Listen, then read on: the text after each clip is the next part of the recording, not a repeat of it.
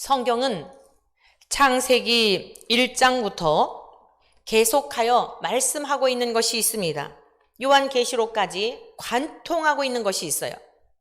그것이 무엇인가 하면 하나님께서 첫째 날 빛과 어둠을 나누신 것처럼 빛의 세계가 있고 어둠의 세계가 있으며 첫사람 아담의 범죄로 인하여 모든 사람들이 죄인이 된 것처럼 한 분 의로우신 예수님을 인하여 의롭게 되는 인생들이 있다는 것, 빛의 자녀요 하나님이 택하신 하늘 가족이 있다는 것을 성경에서 말씀하고 있는 것입니다.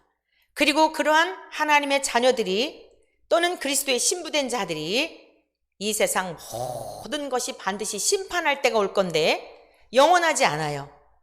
우리가 죽음을 맞이하지 않고 살아있을지라도 천년만년 장수할지라도 반드시 이 땅은 심판의 때가 있다고 하나님은 엄중하게 말씀하셨습니다. 선지자들을 통해 말씀하셨고 선지자들이 예언된 대로 오셨던 예수님을 통하여 말씀하셨고 그리고 지금은 그 때가 점점 다가오고 있음을 많은 사람들이 신앙과 상관없는 자들까지도 미래학자들까지도 환경을 연구하는 사람들까지도 과학자들은 물론이려니와 이야기하고 있는 것입니다. 특별히 영원토록 변함없는 진리의 성경을 통하여 명확하게 말씀하고 있다는 사실입니다. 그런데 두 갈래 길이 있다는 거예요. 두 그룹이 있다는 겁니다. 가인과 아벨의 길. 예배를 드리고 나서 마음에 분노가 일고 마음에 열이 나고 화가 나서 동생을 죽여버린 가인의 길을 가는 자가 있고 예배를 드리고 나서 아멘입니다, 맞습니다, 옳습니다, 선한 것이 전혀 없는 인생입니다 라고 순종하는 아벨과 같은 제사를 드리는 그 예배를 통하여 죽임을 당할지라도 순교를 당할지라도 그 길을 갔던 아벨과 같은 그 길을 가는 인생들이 있다고 말씀하고 있습니다. 오늘 사랑하는 성도 여러분 모두에게 이 예배를 통하여 우리의 의가 더 충천한 것이 아니라 우리의 혈기가 왕성해지는 것이 아니라 던져버려도 개도 집어가지 않는 우리의 자존심을 십자가에 못 박으시는 역사적인 날이 되시기를 축원합니다. 여러분들의 마음속에 말씀이 부딪히고 그 말씀이 깨트려지지 않고 생명이 되지 않는 이유는 여러분들의 교만 때문입니다. 여러분들의 의 때문입니다. 내가 듣고 싶은 것만 듣고 불편한 것은 뱉어버릴 때 절대로 천국에 못 가요. 오늘 예수님께서 말씀하셨습니다. 유대인들을 향하여 세계에서 가장 하나님을 잘 섬기고 성경에 대하여 아주 해박한 지식을 가지고 있고 달달달 외우는 이 유대인들을 향하여 바리새인들을 향하여 서기관들을 향하여 뭐라고 말씀하셨는지 아십니까? 들어보십시오. 요한복음 8장 43절 이하의 말씀입니다. 어찌하여 내 말을 깨닫지 못하느냐? 이는 내 말을 들을 줄을 알지 못함이로다. 너희는 너희 아비 마귀에게서 났으니 너희 아비의 욕심대로 너희도 행하고자 하느니라. 그는 처음부터 살인한 자요 진리가 그 속에 없으므로 진리에 서지 못하고 거짓을 말할 때마다 제 것으로 말하나니 이는 그가 거짓말쟁이요 거짓의 아비가 되었음이라. 내가 진리를 말하므로 너희가 나를 믿지 아니하는도다.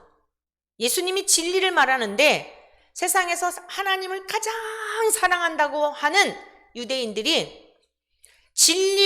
그들은 진리를 붙들고 목숨을 바쳐 그 길을 간다고 하면서도 그 진리 자체이신 예수님이 오셔서 말씀하시는데도 예수님을 믿지 않고 그 말씀에 대해 변론하고 반박하고 논박하고 심지어 귀신 들렸다고까지 한 사람들입니다. 그들을 향하여 주님이 말씀하시는 거예요. 너희 중에 누가 나를 책잡겠느냐? 내가 진리를 말하는데도 어찌하여 나를 믿지 아니하느냐. 사랑하는 성도 여러분, 믿음은 하나님이 우리에게 주시는 선물이에요. 내가 믿고 싶어 믿는 게 아니에요. 믿어지는 은혜를 입어야 해요. 어떤 사람이 믿어질까요? 겸손한 사람, 심령이 가난한 사람. 믿어지지 않는다면 여러분 어떻게 해야 될까요? 하나님, 저에게 믿어질 수 있는 은혜를 허락해 주십시오. 하나님의 말씀이 말씀대로 믿어지는 은혜를 허락하여 주십시오. 애통하는 자는 복이 있나니 그들이 위로를 받는다 그랬잖아요. 믿어지지 않으니 정말 답답합니다. 하나님, 저를 택하지 않으셨습니까? 아니, 하나님이 저를 택하셨다면 말귀를 알아들을 텐데 하나님께서 저를 택하지 않으셨기 때문에 그게 무슨 소린지 알아듣지 못하고 깨닫지 못하는 건 아닙니까? 하나님, 그러면 안 됩니다. 주님, 저를 불쌍히 여겨 주십시오. 제가 이 세상 모든 것 다 없다 할지라도 천국은 가야 될 텐데 하나님, 저를 불쌍히 여겨 주십시오. 여러분, 세리와 같은 이러한 기도를 드릴 때에 하나님은 사랑이시고 자비로우시고 긍휼하신 분이신지라 용납하여 주시고 안아주시고, 그래, 내가 그토록 이 순간을 기다렸다. 너의 의의가 꺾이는 이날, 너의 교만이 꺾이는 이날, 너의 강팍하고 굳은 마음을 인정하는 이날, 내가 이 날을 기다렸단다. 하나님께서 여러분의 그 딱딱한 마음들을, 돌짝밭과 같은 마음들을, 가시떨기나무와 같은 마음들을 거두어내시고 하나님께서 생수와 같이 콸콸 흘러 넘치는 이러한 은혜로 우리에게 그 하나님의 자비하심과 풍성하심을 드러내실 줄로 믿습니다. 그러면서 주님이 말씀하셨어요. 하나님께 속한 자는 하나님의 말씀을 듣나니 너희가 듣지 아니함은 하나님께 속하지 아니하였음이로다. 이 얼마나 무서운 말씀입니까? 여러분, 이 세상의 모든 것 다 얻었다 할지라도 생명 잃어버리면 아무 소용없습니다. 이 세상에서 대저택에 산다 할지라도, 수천 명의 하인들을 부리는 궁궐에 산다 할지라도, 심히 미안한 이야기지만 천국에 못 들어간다면 그 인생은 저주받은 인생입니다. 주님의 말씀입니다. 저주를 받은 자들아, 창세로부터 마귀와 그의 사자들을 위하여 예비된 불못에 들어가라고. 여러분, 이게 얼마나 기가 막힌 그러한 말씀입니까? 그래서 오늘 저와 여러분들은 매번 드리는 예배이지만 말씀이지만 오늘 참으로 마음을 겸비하여서 천국은 마치 이와 같다, 천국은 마치 밭에 감추인 보화와 같다 라고 말씀하신, 사실 이 말씀은 세 가지가 연거푸 이어서 주님께서 하신 말씀이에요. 그런데 이 말씀이 제가 이 준비를 하다 보니까 너무 소중한 말씀들인데 너무 길어질 것 같아서 오늘 한 절에 있는 말씀만 가지고 오늘 주님이 가르쳐 주셨던 이 말씀을 듣게 될 때에 놀라운 진리의 성령님의 역사하심이 우리 개개인 속에 임하시기를 축복합니다. 자, 천국은 마치 밭에 감추인 보화와 같다라고 말씀하셨는데 이게 무슨 뜻일까? 따라하십시오. 천국은 감추어진 것이다. 네, 천국은 감추어진 것이라는 거예요. 같이 보십니다. 44절 시작. 천국은 마치 밭에 감추인 보화와 같으니 사람이 이를 발견한 후 숨겨두고 기뻐하며 돌아가서 자기의 소유를 다 팔아 그 밭을 사느니라. 이번 한 주간 암송 말씀으로 여러분들에게 과제를 드리겠습니다. 이 말씀 꼭 암송하시길 바랍니다. 짧으니까요. 자, 이 말씀을 통해 우리가 깨달아야 하는 것은 밭에 소유주가 있었음을 알 수 있죠. 어떤 사람이 남의 밭에 가서, 왜냐하면 자기 밭이었다면은 숨겨두고 가가지고 그것을 사고 이럴 일이 없잖아요. 그러니까 우리가 이 말씀을 통해 유추해 볼 수 있는 것은 남의 밭에 가서 일하던 일꾼이었다. 이게 얼마든지 이해가 되죠? 우리 주님은 설교를 어렵게 하시지 않았어요. 우리들이 강팍하고 교만해서 못 알아듣는 거지 아주 쉽게, 어린아이들도 알아듣기 쉽게 말씀하신 거예요. 자, 그래서 같이 이제 말씀을 따라오시기 바랍니다. 밭에 소유주가 있었어요. 근데 이 소유주는 이 보화를 발견했다? 보화가 있는 줄도 알지 못했다. 1번, 소유주가 발견했다? 아니지요? 네, 일꾼이 발견한 거예요. 자기 밭에 있었는데도 보화가 있는 줄을 몰랐다는 거예요. 그리고 만약 이 주인이 그 밭에 보화가 있는 줄 알았다면 그걸 잘 캐가지고 그리고서는 보관을 하고 이랬겠지요. 아무리 많은 금액을 지불한다 해도 그 밭을 팔았을까요? 절대로 팔지 않았을 겁니다. 그러므로 이 말씀을 통하여 보화는 아무에게나 발견되는 것이 아님을 알 수 있습니다. 보화가 주인의 밭에 있었으나 주인의 것이 되지 못하고 오히려 힘없고 능력 없고 하루 벌어 하루 사는 그 일용직, 그 일꾼에게 어떻게 되었어요? 주인이 보화를 발견하지 못하니까 빼앗기게 된 거예요. 그래서 성경은 많은 말씀을 통하여 우리 주님은 어린 소자, 힘없는 자, 약한 자, 심령이 가난한 자, 어쩌면 주인은 많은 재산을 가지고 있어서 일꾼들을 부리면서 호의호식하며 이 세상에 사는데 전혀 걱정 없이 자기가 다 챙겨놓은 부자였을 가능성이 매우 높습니다.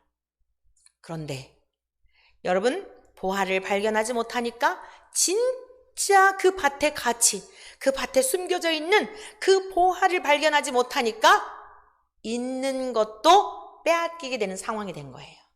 누구에게요? 일꾼에게. 사랑하는 성도 여러분, 말씀을 듣고 보니 어떻습니까? 여러분은 어떤 사람이 되는 것이 좋겠습니까? 밭의 주인이 되어서 많은 일꾼들을 부리는 부자가 되는 것이 좋겠습니까? 일용직 일꾼이었지만 날마다 땀을 흘리며 남의 밭에 가서 호미질을 하고 괭이질을 하고 미래라고 하는 것은 전혀 내다볼 수 없는 이 하루하루 절대 빈곤의 삶을 살아가는 이러한 사람이 되어 차라리 그 보화를 발견하고 그 인생이 뒤바뀌어진 여러분, 이 삶이 낫겠습니까? 주인이 밭을 팔고 난 다음에 마음이 어땠을까요? 하루아침에 인생이 뒤바뀌었겠죠? 그 주인하고 일용직 일꾼하고 그 밭을 팔고 난 다음에 어땠을 것 같아요? 아차 싶었겠지요? 그걸 내가 왜 팔았을까? 그 전에 그런 분 봤어요. 우리 교회 나오시는 분과 연계된 어떤 분의 친척이었는데 이 상계동이 굉장히 그 열악한 곳이었잖아요. 아주 낙후된 곳이었어요. 그래서 60년대, 70년대, 제가 70년대 이 상계동에 왔을 때만 하더라도 허벌판이었어요. 친구가, 우리 고등학교 동창인 친구가 이쪽에 살고 있어가지고 친구 따라서 이제 그 친구도 시골에서 올라온 친구였는데 이 상계동에 온 적이 있어요. 양돈 단지, 돼지 키우고 닭 키우고 막 얼마나 냄새가 나고 그러는지 벽돌 공장 허벌판이었어요. 땅값 정말 쌌죠. 그래서 이제 이곳에 살던 이분이 이 상계동을 헐값에 팔고 성남으로 이사를 가신 거예요. 근데 이게 막 개발 붐이 일었잖아요. 그래갖고 땅값이 막 엄청 치솟았어요. 너무너무 열이 나가지고 다시 이쪽으로 이사를 온 거예요. 중계동으로 다시 이사를 왔어요. 성남이 어떻게 됐어요? 또 개발이 됐잖아요. 그래가지고 열이 나서 자살을 했어요. 여러분, 이 주인이 어땠을 것 같아요? 그 일꾼한테 자기가 하대하고 자기가 부렸던 종이 자기 밭을 사고 나더니 나중에 자기하고 완전히 달라진 거예요. 그 주인이 어땠을 것 같습니까? 우리 한번 성경 말씀 보실까요? 마태복음 13장 40절에서 43절. 자, 지금 여러분의 핵심이 뭐냐면 두 부류가 있단 말이에요. 두 부류. 천국에 들어갈 자가 있고 못 들어가는 자가 있다는 겁니다. 그런데 그 맥락에서 자 보세요. 40절, 43절. 그런즉 가라지를 거두어 불에 사르는 것 같이 세상 끝에도 그러하리라. 인자가 그 천사들을 보내리니 그들이 그 나라에서 모든 넘어지게 하는 것과 또 불법을 행하는 자들을 거두어내어 풀무불에 던져 넣으리니 거기서 울며 이를 갈게 되리라. 여기서 뭐라 그랬어요? 풀무불에 던져 넣으니까 이를 갈며 슬피 이를 갈며, 다른 곳에서는 슬피 이를 갈며 운다 그랬어요. 얼마나 억울하면. 이 주인, 밭에 그 주인의 마음이 어땠을까요? 가슴을 치고 동곡을 하고 애통을 하고, 그걸 내가 왜 팔았을까? 내가 그 좀 살펴볼 걸 뭐 이러지 않았을까요? 그러나 이미 지나간 거예요. 기회는 남의 소유가 돼버린 겁니다. 또 한 것을 볼까요? 자, 그 뒷부분 보죠. 그때의 의인들은 자기 아버지 나라에서 해와 같이 빛나리라. 귀 있는 자는 들으라. 여러분, 이 육신의 길을 말하는 게 아니란 말씀입니다.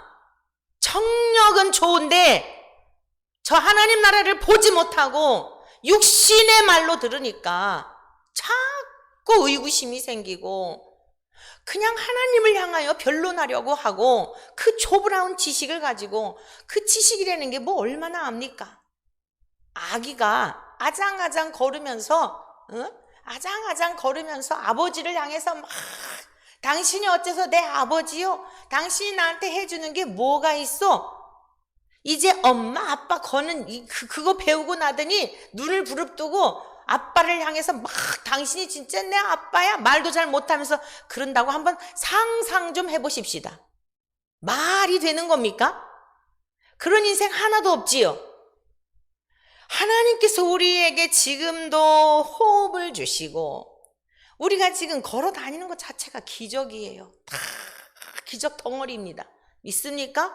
보는 것도 기적이요, 듣는 것도 기적이요, 맛있는 음식을 먹을 수 있는 치아가 튼튼한 것도 감사하고, 여러분 임플란트 하지 않고 잡수는 것도 감사하고, 무엇 하나만 문제가 생기면 여러분 식사를 제대로 할 수 없는 상황에 이르게 되면 만사가 다 귀찮은 거예요.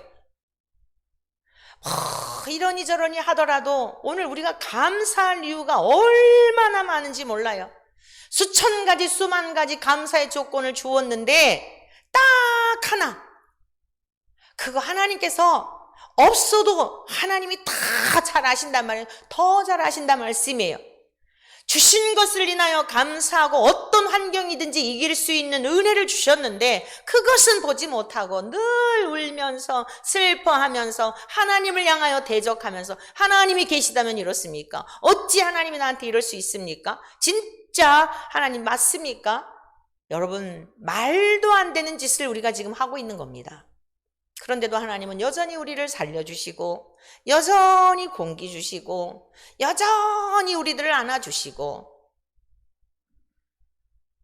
오늘 저와 여러분들은 하나님 앞에 마음을 겸비하여 우리의 언어를 바꾸시고 우리의 모든 삶의 태도를 바꾸시고 감사로 주님을 영화롭게 하여 드리기를 축복합니다. 제가 어제 MBC에서 한글의 날 그 영상을 촬영한 거 보내드렸지요. 밥을 통에다가 넣고 두 종류의 밥을 놓고 아나운서들에게 한 달 동안인가요? 계속 하나는 미운 소리, 부정적인 소리를 하라 하고 하나는 칭찬의 말, 사랑의 말을 하라 그랬다 그랬죠. 그래서 아나운서들이 그걸 가지고 설마 이거 뭐 무슨 일이 있을까 했는데, 여러분 그 결과가 너무나 놀랍지 않아요? 한쪽 그 칭찬의 말만 했던 그 병에 담겨져 있는 밥은 몇십 일이 지났는데도 너무나 발효가 됐고 예쁘게, 하나는 곰팡이가 나가지고 악담을 하고 저주를 퍼붓고 밉다 그러고 했던, 여러분 이 밥이 썩어가지고 그거 보셨잖아요. 방송국에서 한글의 날 한 거예요. 우리의 말이 얼마나 중요한지. 저와 여러분들이 하나님 아버지 앞에 감사를 올려드리고 영광을 올려드리고 삶 속에서 그리할 때 말씀으로 세상을 창조하신 하나님은 얼마나 기뻐하실까요? 오늘 2000년 전에 십자가에 돌아가신 예수님에게 우리가 불평하고 불신하고 믿지 못하고 하는 건 계속 주님의 십자가에 못 박고 있는 일이라는 걸 여러분 기억하시기를 바랍니다. 주님은 부활하셨는데 여전히 영생을, 왜 주님이 십자가에 죽으신 거예요? 우리에게 영생과 부활을 주시려고. 그런데 그걸 깨닫지를 못하고 계속 하나님 앞에 저주를 퍼붓고, 그렇다고 하나님이 저주 받으실 일 아니죠. 원망하는 게 하나님을 저주하는 거예요. 말도 안 되는 짓을 하고 있는 거예요. 그러니 여러분, 그게 어디로 돌아가요? 자신에게로 돌아가는 거예요. 마음에 평안도 없고 기쁨도 없고 즐거움도 없고 인생 재미 하나도 없고 마지못해 살고 그저 여기 터지고 저기 터지고 얻어 터진 흔적뿐이오늘. 이사야 1장에서 말씀하고 있잖아요.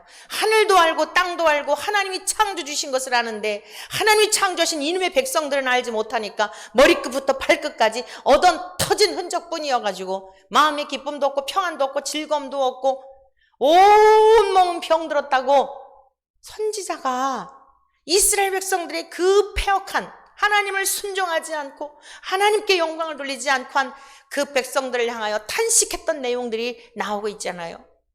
시편 107편에도 말씀하고 있죠. 지존자이신 하나님을 멸시하고 하나님 앞에 감사하지도 아니하니까 흑암과 사망의 쇠사슬에 매여가지고 곤고함 속에 지옥을 산다 이거예요. 죽은 다음에 지옥이 아니라 지금도 지옥을 살고 있다 이것입니다. 그런데 하나님께서 그들이 부르짖었더니, 그들이 돌이키고 부르짖었더니 말씀을 보내어 고쳐주셨다고 말씀하고 있어요. 할렐루야. 하나님이 고치시는 방법이 뭐라고요? 말씀을 보내주시는 거예요. 말씀을 들을 때 깨닫게 하시고 믿어지게 하시는 은혜를 입게 하신다는 거예요. 누구에게요? 돌아오는 자에게, 겸손한 자에게. 자, 하나님의 엄중한 말씀, 주님이 하신 엄중한 말씀을 들으셔야 합니다. 자, 47절에 있는 말씀도 보겠습니다. 47절. 또 13장 47절. 또 천국은 마치 바다에 치고 각종 물고기를 모는 그물과 같으니 그물에 가득함에 물가로 끌어내고 앉아서 좋은 것은 그릇에 담고 못된 것은 내버리느니라.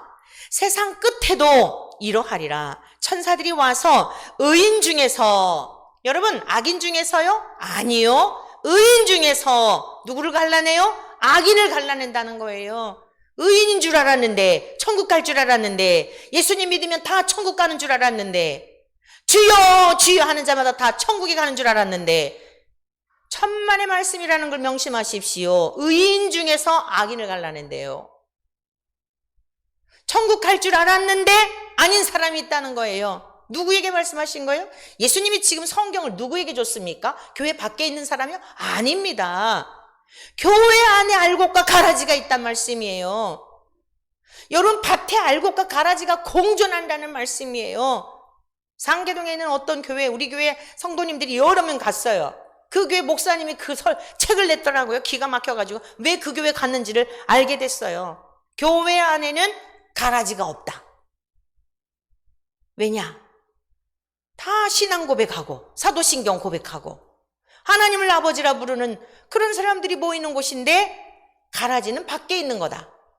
여러분, 이것처럼 이단 사상이 없어요. 이런 게 요즘 무서운 이단 사상이에요. 우리 교인들이 왜 거기를 갔는지 이해를 했어요. 천국 찬송하면 얼굴 붉어지고 신앙생활 대충 한다고 야단치는 그 교인들이 왜 간지를 알았다고요. 여러분, 지금 여러분들의 영혼, 여러분들이 책임, 나중에 저는 전할 책임이 있고 순종하고 받아들이고 여러분의 것으로 삼느냐는 여러분들의 몫이에요. 제가 할 주님 앞에 명하신 말씀대로 전할 뿐이고 여러분들은 그 말씀을 가감없이 순전한 마음으로 받아들일 때 하나님께서는 생명의 길로, 영생의 길로 이 땅에서도 하나님께서 우리를 주님 안에서 사는 기쁨이 어떠한지를 누리도록 은혜 베풀어 주실 줄로 믿습니다. 분명히 이것 사람의 소리가 아니라 주님의 말씀이 의인 중에서 악인을 갈라내어 풀무불에 던져 넣으리니 거기서 울며 이를 갈리라. 여러분, 사실 우리 주님이 하신 말씀을 보면은요, 천국에 대한 말씀보다도 이 지옥에 대한 말씀이 훨씬 더 많아요. 오늘 교회에서 사람들 시험 받을까봐, 불편할까봐 이 말씀들을 안 해서 그렇지 지옥에 대한 말씀이 훨씬 더 많습니다. 왜 그렇죠? 가면 안 되니까. 그 지옥 가라고 주님이 지옥 만들어 놓은 게 아니라 그랬잖아요. 마귀와 그의 사자들을 위해서 만들어 놓은 곳인데 아까 요한복음 8장에 있는 말씀처럼 우리가 마귀가 주는 생각을 따라가니까 거기 가는 거예요. 하나님이 거기 가라고 한 게 아니라니까요. 사람을 만든 것도 아니란 말씀이에요. 그 마귀에게 모든 인생은 자동적으로 지옥 불못에 가게 되었는데 너희들 그곳에 가지 마. 내가 빛의 자녀 삼을 거야. 영원한 내 나라에서 영원토록 함께 살자 하고 인류 역사 가운데 주님이 오셨잖아요. 그리고 딱 그 길로 가지 마. 더 이상 가지 마. 나를 따라와. 이러셨잖아요. 할렐루야. 주님을 따르시기를 축복합니다. 그래서 주님께서는 마태복음 우리 한번 성경을 찾아보실까요? 11장 앞으로 가시면 되죠. 12절 이하의 말씀입니다. 11장 12절 이하의 말씀 제가 읽으면서 설명해 드릴게요. 세례 요한의 때부터 지금까지 천국은 침노를 당하나니 침노하는 자는 빼앗느니라. 여러분, 천국은요 침노를 당한대요. 그리고 침노하는 자가 빼앗는데요. 여러분, 우리가 예수님을 믿음으로 말미암아 천국에 갑니다. 그런데 믿음도 하나님이 선물로 주셔야 합니다. 이렇게 하다 보니까 자칫하면 우리가 어떤 생각을 갖냐면 내가 믿음이 없는 것도 하나님이 나에게 믿음을 안 주셔서야 라고 할 수 있잖아요. 그럼 하나님이 인격적인 분인가요? 우리를 로봇으로 이렇게 하는 거죠. 조종하는 거죠. 오늘 분명 이 또한 주님이 하신 말씀이에요. 천국은 침노를 당한대요. 그럼 이게 침노한다는 게 무슨 뜻인가? 이 단어의 원어적인 의미는요, 강제하다, 강제로 들어가다 라는 뜻이에요. 천국을요, 주님께서 말씀하시기를 세례 요한의 때로부터, 자, 세례 요한은 누구예요? 예수님보다 6개월 이 세상에 와서 예수님이 하나님의 아들이시고 세상 죄를 지고 가는 하나님의 어린 양이시며 우리 인류의 구원을 위해서 영생과 부활을 주시려고 오신 분임을 안내했던 증인이에요. 믿습니까? 그때로부터 천국은 침노를 당하네. 즉 예수님이 오신 때로부터 이제 그 천국의 문을 지금 활짝 열어놓으셨어요. 지금은 닫힐 때가 있는데 그 천국 문을 주님께서 열어놓으시고 침노를 당하는데 강제로 들어갈 수도 있다는 거예요. 오해하시지 말기를 바라고 잘 들으셔야 돼요. 그리고 이것이 수동형으로 쓰일 때는 빼앗기다라는 그런 수동형으로도 쓰이기를 해요. 침노하다가. 그러니까 이 무슨 말씀이냐면 천국의 주인이신 하나님이 인간이 막 들어가고 싶다고 해가지고 강제로 해갖고 그 나라를 감히 들어갈 수 있을까요? 그럴 수는 없죠. 그런데 하나님의 성품이 어떤 분이에요? 사랑이시잖아요. 긍휼이시잖아요. 자비하신 분이시잖아요. 믿습니까? 하나님, 저를 보면 진짜 들어갈 자격이 없어요. 제가 보더라도 욕심꾸러기고 교만하고 하나님을 믿는다 하면서도 여러분, 나를 보면서 하나님 앞에 정말 저를 보면은 들어갈 수가 없는데요. 제발 저 좀 불쌍히 여기시고 천국에 보내주세요. 저를 천국으로 들여주세요. 할렐루야. 여러분, 이러한 사람들에게 빼앗겨 주신다는 거예요. 이게 심령이 가난한 거예요. 이게 아니 나는 이렇게 살았으니까 당연히 들어가. 아이 난 헌금도 뭐 하고 나 착하게 살았고 내가 얼마나 성실하게 살았는데 당연히 들어가지. 절대로 그런 사람들에게는 안 들여보내시는 줄로 믿습니다. 침노를 당한다는 게 무슨 뜻이에요? 빼앗겨 주신다는 거예요. 강제로 들어가. 하나님, 나 이 세상에 있는 거 다 필요 없어요. 하나님께는 내가 꼭 들어가야 되겠어요. 나 정말 다른 거 다 필요 없다니까요. 주님, 죽을지라도, 전 주님 때문에 죽을지라도 전 천국에 들어가야 돼요. 여러분, 이래서 순교자가 나오니 그래서 순교한 거예요. 믿으십니까? 믿음도 하나님이 주시는 선물이라 그러니까 아무것도 하지 않고 나 이 정도 믿으면 됐지. 딴 사람들 지금 코로나인데도 교회도 안 나가고 이러는데 내가 그래도 다 주일날 지켰지. 아, 나 11조 잘했지. 아, 내가 뭐 누구한테 사기친 일 있나? 내가 뭐 거짓말하기를 했나? 나름대로 얼마나 성실하게 살았는데 이런 사람들에게는 천국문을 막으신다니까요. 그런데 하나님 정말 저를 보면 들어갈 자격이 없어요. 우리가 할 건 그거밖에 없습니다. 우리의 영적인 실상을 보면 여러분 조금만 생각해 봐도요, 내가 얼마나 진짜 죄인인지를 자꾸 내 의를 가지고 그냥 내가 뭔가 그냥 잘하는 걸 착각을 하고 사니까 그러지, 조금만 뒤집어 보면은 얼마나 선한 게 없는지를 알 수 있어요. 어떤 일을 해놓고도 내가 선을 행한 것 같은데 가만히 생각을 해보세요. 누구한테 밥 한 끼 사줘 놓고도 한번 가만히 생각해 보세요. 내가 이게 진짜 순수한 마음으로 밥을 사줬나? 아니면 내가 이 사람에게서 뭔가 마음을 얻으려고 그랬나? 그리고 이 사람에게서 마음을 얻어서 내가 어떤 이익을 구하려고 했던 건 아닐까? 한번 그렇게라도 생각을 해보시라고요. 진짜 순수한지. 여러분, 우리 인간은요, 순수한 인생이 없어요. 근데 다른 사람들이 칭찬해 주는 거, 여러분 이 마귀가 자꾸 우리를 달콤하게 유혹하는 거 빠지지 마시기를 축복합니다. 너희가 세상에서 칭찬을 받으면 주님 앞에 받을 칭찬이 없고 상급이 없다 그랬어요. 세상에서는 가리워지는 게 축복이에요. 그래서 너희 오른손이 한 것을 왼손이 모르게 하라 그러셨잖아요. 내가 상을 줄게. 그래야 순수하다 이 말씀이에요.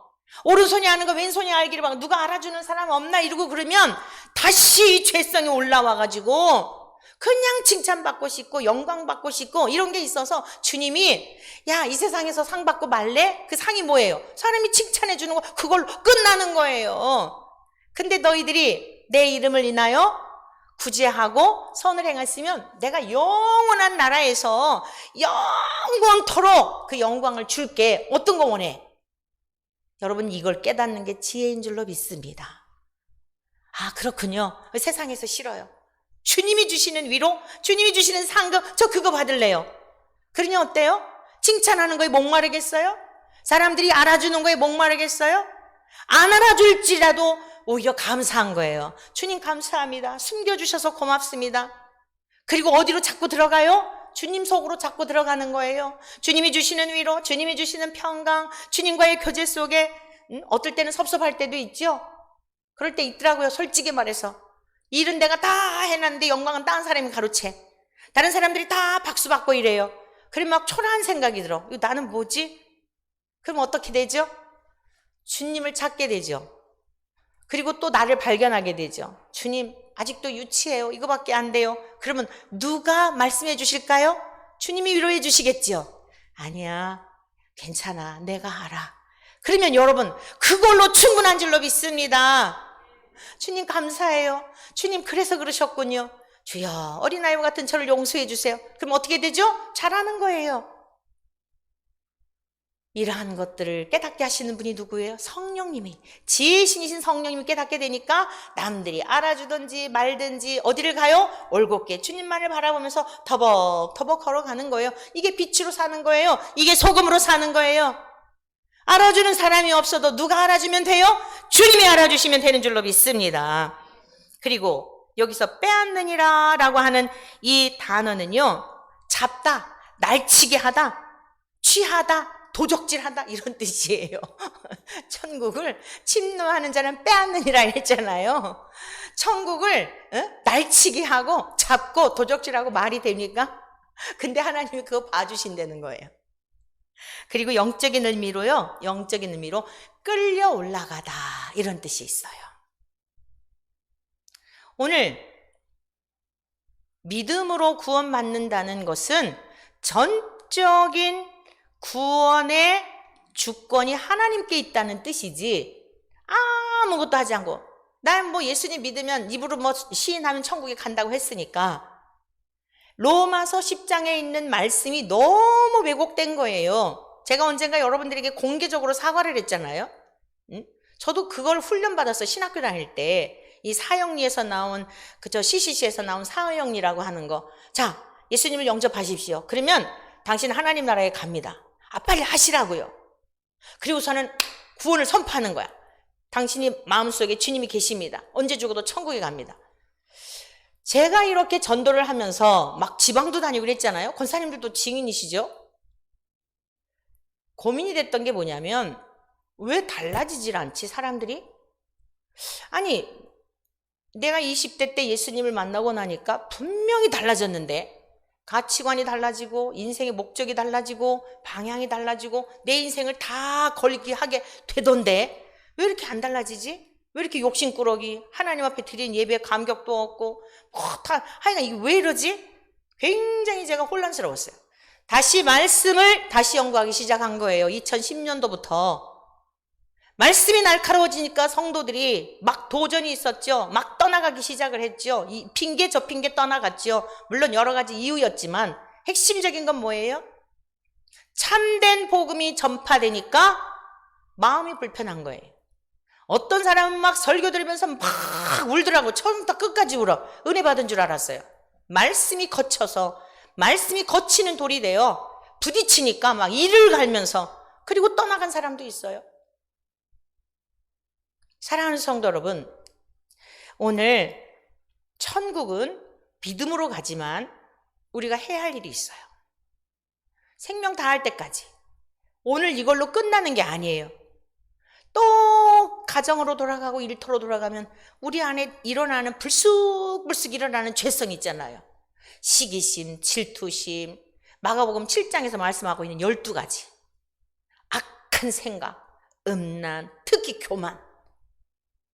이 교만의 쓴뿌리는요, 죽을 때까지 이게 아주 우리를 괴롭게 하는 거예요. 왜 그렇죠? 마귀의 성품이 들어와 버렸기 때문이 그래요.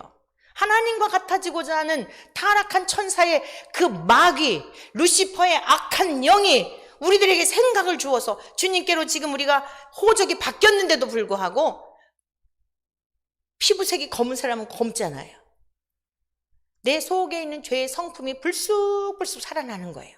근데 우리 안에 누가 계셔요? 성령님이 계시잖아요. 성령님이 계속 가르쳐 주시잖아요. 또 죄에 대하여. 여러분, 성령님이 우리 안에서 죄에 대하여 지적하실 때, 깨닫게 하실 때 감사하시기를 축복합니다. 주님이 제 안에 계시군요. 죄송합니다. 그게 교제예요. 주님과 연합이라는 게 뭡니까? 말씀을 통해 생각나는 거예요. 오늘 또 교만했네, 또 잘난 척했네, 또 나 드러내고 싶어 했네. 누가 말하지 않아도요, 내 안에 계시는 성령님이 알게 하신다고요. 또 그렇게 욕심스러웠네, 탐욕스러웠네, 더 자랑하고 싶었네, 다른 사람들에게 칭찬받고 싶었네, 이런 것들을 깨닫게 하신다고요. 그러니까 점점 어떨까요? 점점 거룩해지는 줄 믿습니다. 점점 우리 주님과 같이 온전해지는 줄로 믿습니다. 20점짜리가 30점이 되고 40점이 되고 60점이 되고, 그게 뭐예요? 인격의 변화예요. 성품의 변화예요. 겸손한 자가 되는 거예요. 그러니 하나님이 어때요? 능력 있는 하나님의 사람으로 변화시켜 주는 거예요. 그 능력이 무슨 능력이에요? 자기를 죽이는 능력, 나를 죽이는 능력, 혈기를 죽이는 능력, 욕심을 죽이는 능력, 어떤 환경에서도 감사할 수 있는 능력, 죽음 앞에서도 찬송하며 갈 수 있는 능력, 이 능력을 주시는 줄로 믿습니다. 이게 세상이 감당할 수 없는 하나님의 사람이라고 말씀하고 있어요. 이런 사람들이 희귀하지 않아요? 오늘 사랑하는 원천의 모든 가족들이 이러한 보화이신 주님을, 보화는 누구냐면 예수님을 말하는 거예요. 여러분 안에 예수님이 보화를 간직했다면 그 능력이 여러분들에게도 전가되어 여러분들도 세상에서 보화와 같이, 보석과 같이 빛나는 존재로 살아가게 된 줄로 믿습니다. 재물이 많아서가 아니요, 그 능력, 자기를 죽이는 능력, 환경을 이기는 능력, 슬퍼할 수밖에 없는데 이상하게 기쁨이 솟아와요. 남들이 이해가 안 될 정도로 저 사람이 너무 슬퍼서 미쳤나봐, 정신 이상해졌나봐 라고 할 정도로 경험해보니 같더라고요. 여러분들에게 위선적으로 여기서만 그렇게 설교했던 것이 아니라, 제가 극심한 어려움 중에 있을 때 그랬던 것이 아니라 진짜 이상하게 하나님께서 환경을 이길 힘을 주시더라고요. 그래서 여기까지 살아오게 된 거예요. 사랑하는 성도 여러분, 하나님은 살아 계십니다. 어제나 오늘이나 변함 없으십니다. 하신 말씀 그대로 이루어집니다. 천국은 침노를 당한다고 말씀하고 있어요. 빼앗겨 주신대요. 그래, 너희를 위해서 예비된 거야. 그래, 고맙다. 가져. 여러분, 아이들에게 웬만하면 칼이 아니면 애들이 막 여러분에게 막 달라고 그러잖아요. 그럼 어때요? 결국엔 주잖아요. 위험한 거 아니라면. 하나님 나라, 그 아름다운 영광스러운 나라를 창세전부터 준비하셨는데 그 나라를 주님께서 뭐 아까워서 못 들어가게 하시겠냐고요. 침노를 당해주신다는 거예요. 빼앗겨주신다는 거예요. 어떤 자에게 꼭 들어가야 되겠어요. 저를 불쌍히 여겨주세요. 가난한 심령을 가진 자에게. 할렐루야. 그 은혜가 여러분 모두에게 넘쳐나시기를 축복합니다. 두 번째, 천국은, 따라하십시오. 천국은 발견한 전후가 다르다. 부활을 발견하기 전에 일꾼은 어땠을까요? 하루살이와 같았을 것입니다. 하루 벌어 사는 인생에게 소망도 없었을 것입니다. 무슨 미래가 있겠습니까? 하루하루 살아가는 삶 자체가 버거워서 죽지 못해서 마지 못해서 살았겠죠. 그러나 부활을 발견한 이후의 삶은 어떠했을 것 같습니까? 너무나 달라졌습니다. 성경 말씀 같이 보십니다. 13장 다시 가보겠어요. 본문으로 13장 자 44절 이를 발견한 후. 자, 이를 발견하기 전이 있고 후가 있다는 거 분명히 명시하고 있죠. 숨겨두고. 자, 숨겨두고라고 하는 것은 뭐예요? 이를 발견한 후 숨겨두고. 보화를 발견하는 순간이 있다는 걸 기억하셔야 돼요.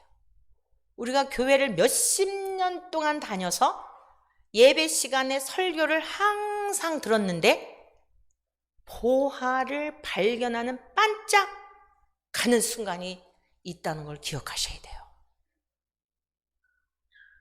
항상 지난주 드렸던 예배, 1년 전에 드린 예배 이렇게 타성이 젖어 있으면 보화를 발견할 수 없어요. 농부가 어제도 이 쇠스랑이로 이걸 했겠죠. 오늘도 하고 있는 거예요. 근데 어느 날 딱 조금 전에도 몰랐어요. 5분 전에도. 근데 딱 괭이질을 하는데 쨍그렁. 여러분들에게 이 시간이 그 시기란 얘기를 축원합니다. 쨍그렁 하는 시간이 있었단 말이에요. 여러분이 정말 뒤통수를 맞는 것처럼 이 말씀이 그 말씀이구나. 이게 거듭남의 시간이에요. 성령님이 여러분들을 찾아오셔서 쨍그렁하는 시간 막 파헤쳐본 거죠. 반짝반짝 빛나는 보화가 감춰있는데 여러분 그 전하고 그 이후하고 같겠어요? 막 덮으면 심장이 벌렁벌렁 떨려. 누구 보는 사람이 없는가? 우울했던 그 영혼이 어쩌면 오늘 이거 벌어서 자식 학비 마련하고 집에 양식 사서 오늘 하루 먹고 이렇게 사느니 정말 죽었으면 좋겠다. 저 태양을 좀 보지 않았으면 좋겠다. 그리고 무거운 발걸음으로 그날도 일을 했을 수 있어요. 나는 이렇게 소장농으로 맨 다른 사람들의 이 품이나 팔고 일이나 해주는 이런 삶을 살아야 한다니. 저 사람은 무슨 팔자가 좋아서 이러하고 팔자 타령하면서 정말 낙심해가지고 괭이질을 했을 수 있어요. 그런데 쨍그렁 하는 순간 이거 뭐지? 파헤쳐보니 어제도 일했던 밭인데 오늘의 밭은 그 밭이 아니었다는 거예요. 사랑하는 성도 여러분, 우리가 앞으로 드리는 예배를 매번 드리는 예배 11시 땡. 언제 설교 끝나나? 그러면 여러분은 매일 일용직 땅 파는 그 농부와 같이 버거운 인생길 거기에다가 신앙이라고 하는 짐까지 얹어져 가지고 여러분 괴로움의 시간이 될 수밖에 없어요. 그러나 사모하는 마음으로 보화를 캐내기 위해서 보화이신 주님이 자신을 드러내 주셨으니 이미 우리는 보화를 발견한 자들입니다. 그 보화를 숨겨두고 이랬잖아요. 자기의 신비에 새기고 간직하고 어디로 갔어요? 다시 돌아간 거예요. 어디로 돌아갔어요? 돌아간 건 돌아갔는데 뭐 때문에 돌아간 거예요? 목적이 분명해진 겁니다. 방향이 분명해진 겁니다. 모든 전심이 어디로 가 있어요? 보화에 가 있는 거예요. 그동안 한 푼, 두 푼 적금 들어놨던 거, 아이들 장래를 위해서 했던 거, 여러분 그거 가지고도 계산을 해보니 이 땅을 살 값이 안 되니까 어땠을까요? 친척들, 돈 있는 사람들 다 생각해가지고 누구한테 빌릴 수 있을까? 이 밭값은 얼마나 되지? 계산하지 않았겠습니까? 여러분 천국을 그렇게 아무런 대가지불도 없이 그냥 믿음으로 천국 간다고 해서, 그러고 여러분 어떻게 그 엄중한 그 영광스러운 하나님 나라를 어떻게 그냥 들어간다고 생각하세요? 우리 안에 있는 것, 여러분 여기 보니까 뭐라 그랬어요? 소유를 다 팔았다 그랬어요. 대가를 지불할 가치가 있다는 확신이 있게 되니까 그동안 모아놨던 모든 것들을 다 팔아가지고 여러분 거기에다가 투자를 하게 된 겁니다. 사랑하는 성도 여러분, 보화를 발견하는 순간이 있다. 소경이 눈을 뜨는 순간이 있다. 귀머거리가 열리는 순간이 있다. 죽은 자가 살아나는 순간이 있는 것처럼 오늘 우리 모두 그러한 은혜로 충만하시기를 축원합니다. 그리고 이 밭의 보화를 발견한 자는 감추어두었다, 간직하게 된다 이 말씀입니다. 우리 주 예수 그리스도를 우리들의 신비에 늘 간직하고 늘 주님과 함께 동행하며 살아가는 복된 저와 여러분 되시기를 축복합니다. 히브리서 8장 10절의 말씀입니다. 또 주께서 이르시되 그날 후에 내가 이스라엘 집과 맺을 언약은 이것이니 내 법을 그들의 생각에 두고. 여러분 하나님 앞에 택함 받은 백성들, 존귀한 자가 된 백성들에게 하나님이 무엇을 하시는가 하면 하나님의 법을 생각에 두신대요. 오늘 여러분의 생각이 무엇으로 가득 차 있습니까? 슬픔으로 가득 차 있지는 않습니까? 절망으로 여러분의 생각을 빼앗겨 있지는 않습니까? 오늘 여러분의 생각 속에 어떻게 하면 더 잘 먹고 잘 살을까? 어떻게 하면 내가 더 투자해가지고 재산을 드릴까? 어떻게 하면 우리가 좀 더 세상에서 쾌락과 일락을 누리며 살 것인가? 여러분의 생각에 그런 것들로 가득 차 있지는 않습니까? 여러분의 생각에 하나님의 법을 두시는 은혜를 하나님께서 이 시간 우리 모두에게 허락하여 주시기를 축원합니다. 그들의 마음에 이것을 기록하리라 그랬습니다. 나는 그들에게 하나님이 되고 그들은 내게 백성이 되리라. 이 무슨 뜻이에요? 내가 책임져 준다는 뜻이에요. 그들은 내게 백성이 되고 나는 그들이 하나님이 되겠다는 게 뭐라고요? 모든 삶을 시작부터 끝까지, 새초부터 새말까지, 태어날 때부터 저 영원한 하나님 나라에 이를 때까지 책임져 주시겠다는 표현을, 그들은 내 백성이 되고 그들에게 있어서 나는 하나님이 되리라, 이렇게 말씀하신 거예요. 하나님의 법이 뭐예요? 613가지의 율법을 함축하면 10계명이라 그랬죠. 10계명을 다시 요약한 것은 제1계명에서 4계명까지 하나님 사랑, 5계명에서 10계명까지 이웃사랑. 그 이웃사랑의 첫 번째가 뭐예요? 내 부모를 주 안에서 공경하라 라고부터 시작하여 도적질하지 말고, 간음하지 말고, 살인하지 말고. 여러분, 이웃을 사랑하는데 어떻게 남의 걸 도적질해요? 어떻게 살인을 합니까? 어떻게 거짓말을 합니까? 이게 하나님의 법이에요. 그걸 우리의 생각에 두신다는 거예요.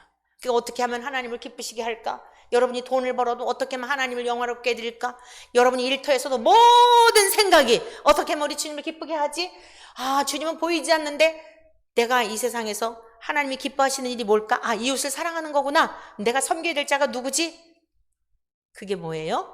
지난주 들었던 마태복음 25장에서 오른편에 있는 자, 왼편에 있는 자에 관한 말씀이에요. 너희들이 진짜 생명을 소유했냐? 그런데 어떻게 열매가 없어? 어떻게 행함이 없어? 어떻게 말로만 그래?